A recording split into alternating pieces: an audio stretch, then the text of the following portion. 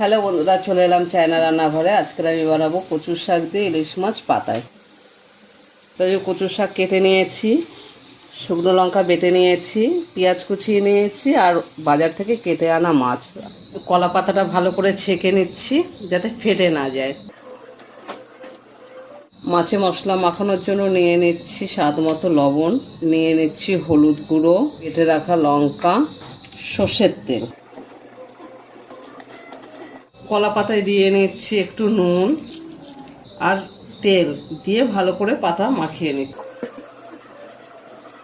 এক এক করে মাছ ভালো করে মশলায় মাখিয়ে নেব।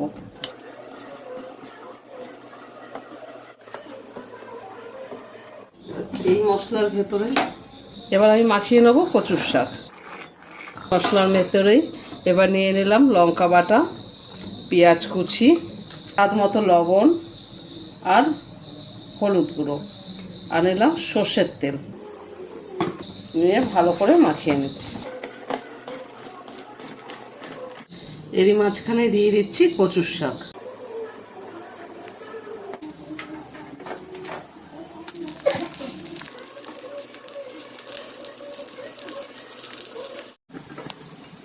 এবার আমি পাতাটা উল্টে দেবো অন্য সাইডে ভাজার জন্য।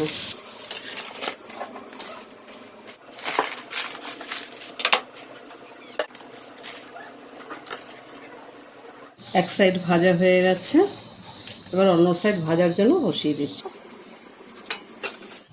পাতা উল্টে দিয়েছি, এবার আমি এতে তেল দিয়ে দিচ্ছি। আমার রান্না কমপ্লিট। তোমরা অবশ্যই বাড়িতে বানিয়ে খাবে। যদি ভালো লাগে আমাকে কমেন্টে জানিও, আর আমার চ্যানেলটিকে সাবস্ক্রাইব করে লাইক শেয়ার করে দিও।